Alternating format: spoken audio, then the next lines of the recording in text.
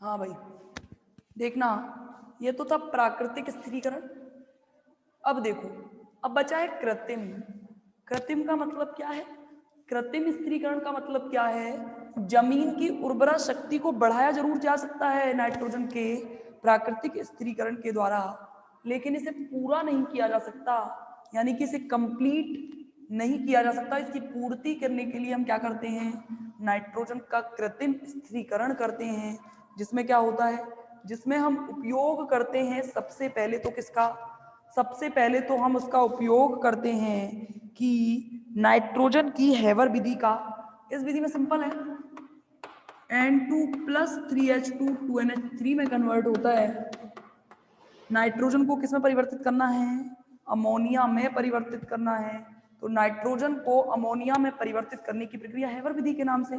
ये इस नाइट्रोजन यानी कि इस अमोनिया का उपयोग आप खाद्य के रूप में करते हो, जिसमें क्या होता है? फसल की उर्वरक शक्ति को बढ़ाने के लिए इस अमोनिया का उपयोग किया जाता है।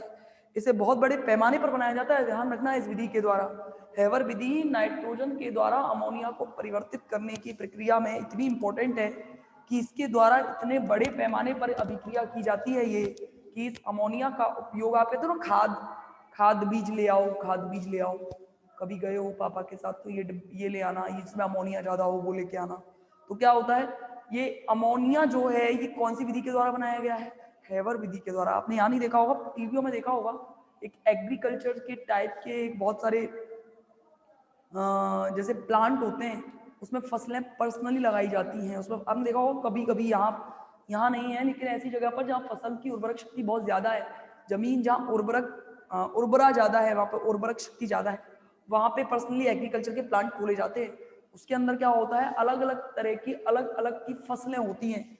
उन फसलों का उपयोग करके ये पता लगाया जाता है कि कौन सी फसल किस किस मौसम में ठीक है, किस फसल के लिए कौन सा एंजाइम चाहिए, किस फसल के लिए किस चीज की उपयोगिता होगी।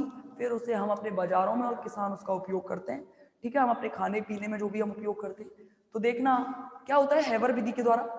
सबसे पहले तो हैवर विधि के द्वारा कृत्रिम संश्लेषण किया जाता है। सेकंड इसी का पार्ट है, ये जो नाइट्रोजन है ये संक्रमण तत्वों के साथ मिलकर, संक्रमण तत्व कौन से?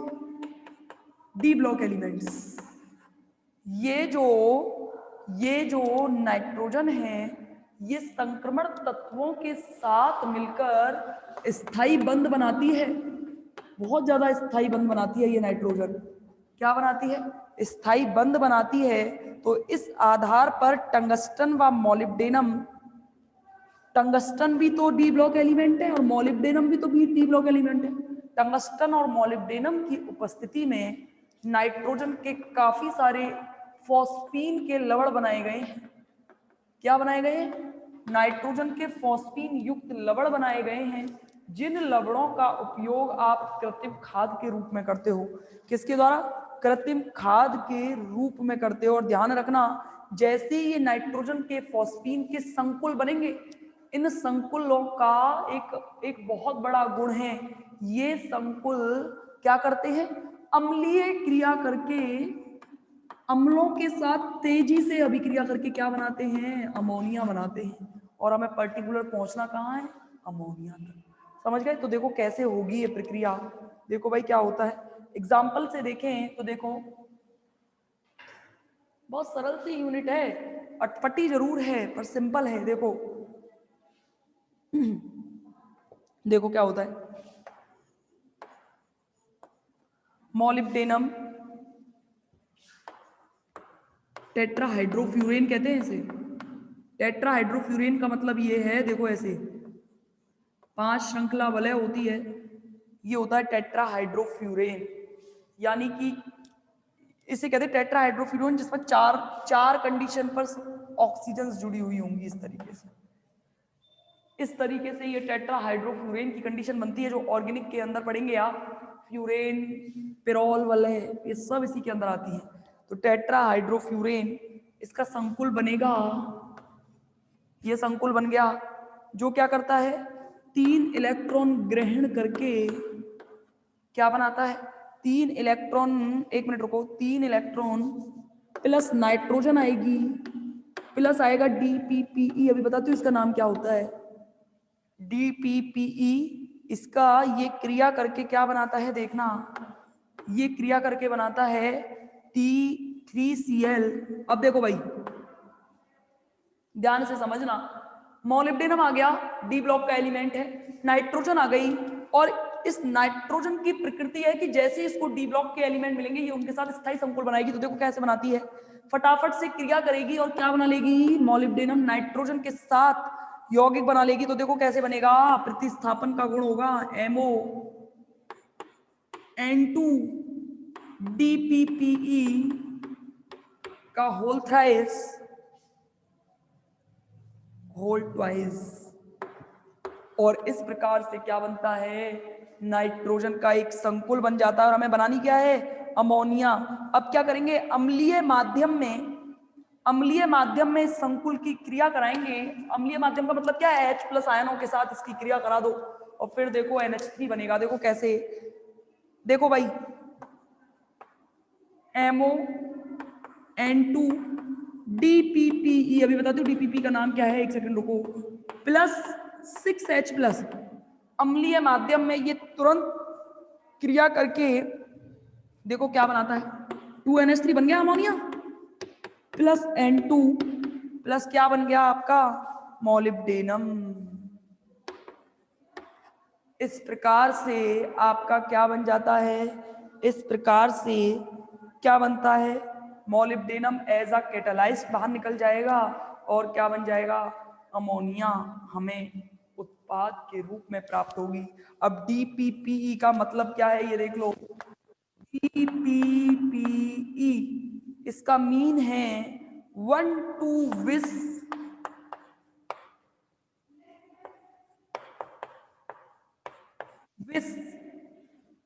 Diphenyl phosphine ethane, diphenyl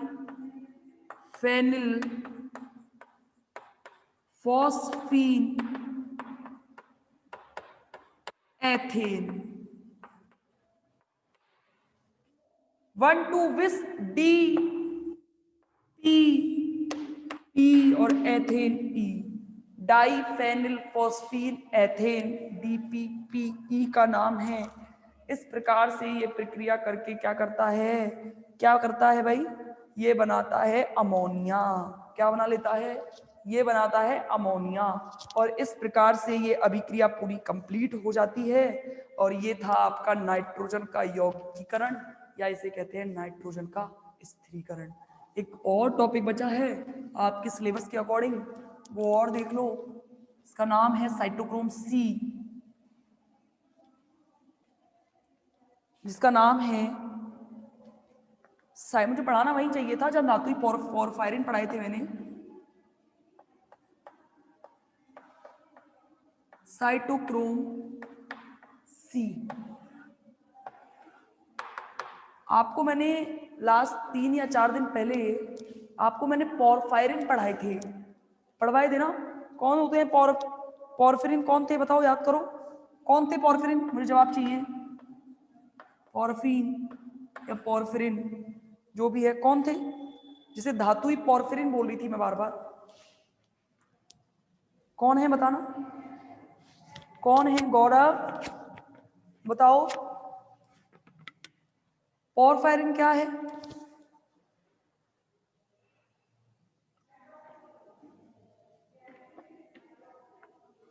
Brijmohan, Amit, Kapil, क्या होते हैं पोरफायरिन,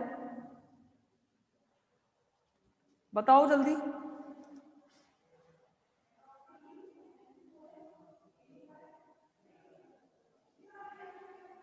बताओ भाई,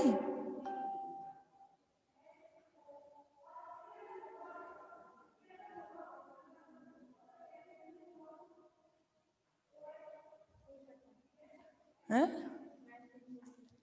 बताओ, अरविंद कौन होता है धातुई पोरफिरिन,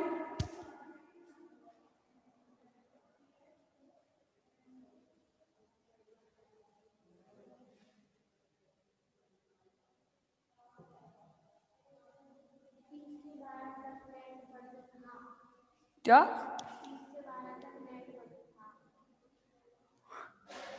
अरे धातुई पोरफिरिन हीमोग्लोबिन और मायोग्लोबिन नहीं पढ़ाए थे क्या? इन्हीं को तो कहते हैं, इन्हीं को तो कहते थे धातुई पोरफिरिन। और किसे कहते थे? जिसमें स्ट्रक्चर होती थी नाइट्रोजन की वलय के बीच में उपस्थित होता था आयरन, उसे तो कहा था मैंने ये धातु की पोरफिरिन है, नहीं कहा था क्या? देखो भाई, ये जो साइटोक्रोम सी है ये भी एज अ धातुई पोरफिरिन ही है, यानी कि ये भी बिल्कुल हीमोग्लोबिन और मायोग्लोबिन जैसा ही होता है। ये भी पोरफिरिन युक्त यौगिक है, यानी कि हीमोग्लोबिन और मायोग्लोबिन जैसा ही है। साइटोक्रोम सी जो है ये ध्यान रखना बहुत महत्वपूर्ण यौगिक होता है, बहुत ज्यादा महत्वपूर्ण यौगिक है। वास्तव में ये प्रोटीन ही है, जैसे हीमोग्लोबिन और मायोग्लोबिन प्रोटीन है वैसे ये साइटोक्रोम सी भी प्रोटीन है, जो कि इलेक्ट्रॉन वाहक का कार्य करता है। ये क्या करते थे? इलेक्ट्रॉन वाहक और इलेक्ट्रॉन ग्रहण करने का कार्य करते थे ना, कि इलेक्ट्रॉन का स्थानांतरण कराओ। मैंने बॉडी की पूरी स्ट्रक्चर समझाई थी, जहां पे मैंने कहा था ऑक्सीजन का संयुक्त करके ये क्या करता है, कार्बन मोनोऑक्साइड के साथ क्रिया करके ये तुरंत की तुरंत जहरीला और इंसान की मृत्यु तक हो जाती है, ये बताया था ना मैं।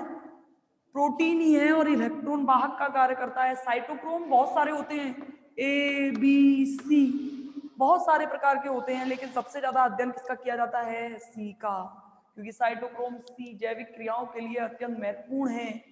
ये धातुई पोरफिरिन ही होता है, इसीलिए साइटोक्रोम सी की स्ट्रक्चर भी कैसी होती है? हीमोग्लोबिन और मायोग्लोबिन जैसी ही होती है। देखो इसमें क्या होता है, हीमोग्लोबिन व मायोग्लोबिन, इसका जो अणुभार है इसका थोड़ा कम होता है हीमोग्लोबिन से, इसका अणुभार होता है 12,000 बस। साइटोक्रोम सी का अणुभार जो है वो होता है 12,000। और क्या होता है इसमें? इसमें क्या है, इसमें देखो क्या होता है, इसमें इलेक्ट्रॉन का स्थानांतरण Fe+3 से Fe+2 में होता है, यानी कि Fe+2 अपना एक इलेक्ट्रॉन बाहर निकालेगा और किसमें कन्वर्ट हो जाएगा? Fe+3 में। यानी कि इलेक्ट्रॉन वाहक का कार्य किस किस के बीच में होता है? Fe+3 और Fe+2 के बीच में। तो इस प्रकार होते हैं आपकी साइटोक्रोम सी। साइटोक्रोम सी की स्ट्रक्चर देखना चाह रहे हो तो मुझे ये मेरे को खुद को याद नहीं होती है, तो मुझे इसको देख के बनाना पड़ेगा। देखो भाई ऐसी होती है साइटोक्रोम सी की स्ट्रक्चर, अजीब होगी थोड़ी सी लेकिन पेपर में बना के आनी है आपको। साइटोक्रोम सी की स्ट्रक्चर कुछ इस प्रकार है, देखो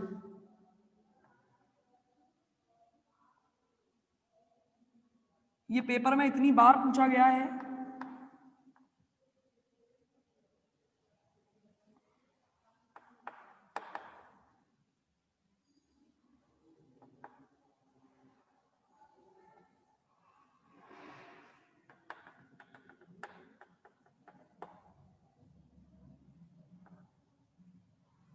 CH2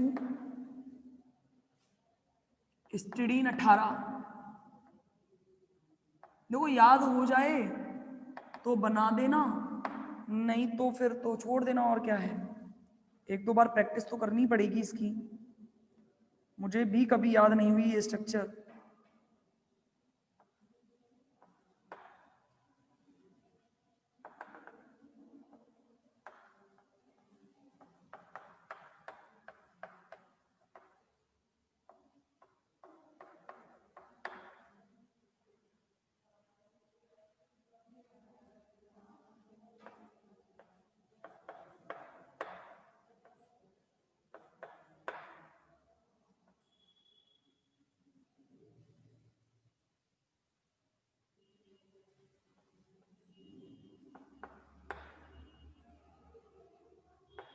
एक दो बार प्रैक्टिस करनी पड़ेगी भाई।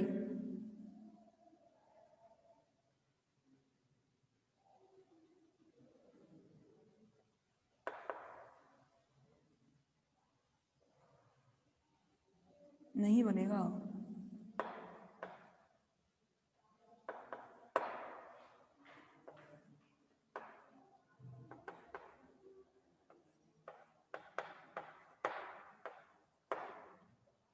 इसके बाद में ये और जुड़ती जाएंगी वलय, इतना आसान नहीं होता है इन सब चीजों को बनाना।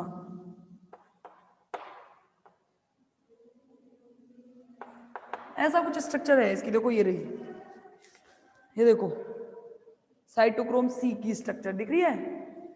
ऐसी कुछ स्ट्रक्चर होती है इसकी, बाकी मेरे नोट्स में बनी हुई है अच्छे से, आप लोग बना लेना उसमें से देख के, इसको बनाने में बहुत टाइम चला जाएगा। कुछ ऐसा है, देखो ये बहुत अजीब सी स्ट्रक्चर है, तो इसके बारे में मतलब आप देख लेना, बुक के अंदर मिल जाएगी।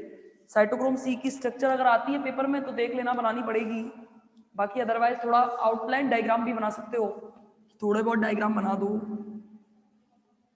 इस प्रकार से ये आपकी खत्म हुई बायो इनऑर्गेनिक केमिस्ट्री। इसका देखो जो जो टॉपिक सिलेबस के अंदर है वो टॉपिक आप एक को मैं एक बार बताऊं। 2 पार्ट है इसके। एक तो देखो परिचय, इंट्रोडक्शन कराई दिया, आवश्यक तत्व, सूक्ष्म तत्व, धातुई पोरफिरिन करा दिया ना, धातुई पोरफिरिन, हीमोग्लोबिन, मायोग्लोबिन और साइटोक्रोम सी। जैविक तंत्र में क्षारीय तथा क्षारीय मृदा धातु है, करा दिया ना, और नाइट्रोजन का स्थिरीकरण। ये तो टॉपिक है आपकी पहले पार्ट में। और दूसरे पार्ट में अकार्बनिक बहुलक है, इसमें परिचय, सिलिकॉन, फॉस्फोनाइट्रिलिक हैलाइड्स। तो रहने दो, एक ही चैप्टर बहुत है, 2 चैप्टर का करोगे क्या, कोई मतलब नहीं है, ठीक है। तो अगली जो एक यूनिट बची है जिसका नाम है hard soft acid base, this unit is हाँ है,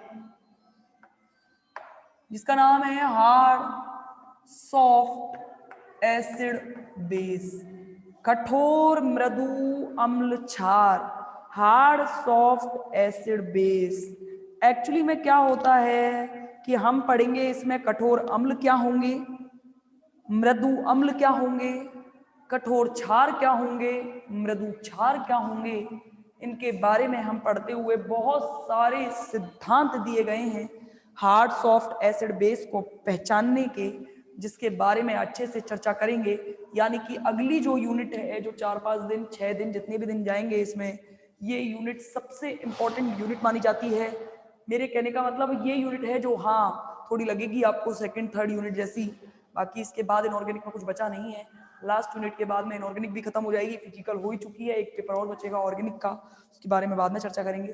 तो सबसे पहले हम बात करेंगे कठोर अम्ल कौन से होते हैं। तो अब टाइम हो गया है, कोई मतलब नहीं है इसे आगे कराने का, कल स्टार्ट करेंगे ये वाली यूनिट।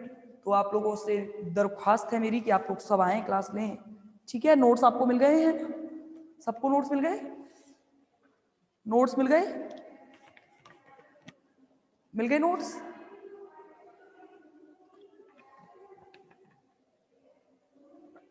सो रहे हो, पढ़ लिया करो, कौन है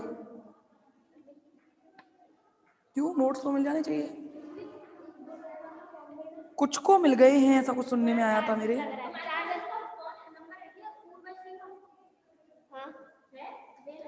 चलो मैं सर से बात करती हूँ, ठीक है, मिलते हैं कल, ओके कर दो मैडम।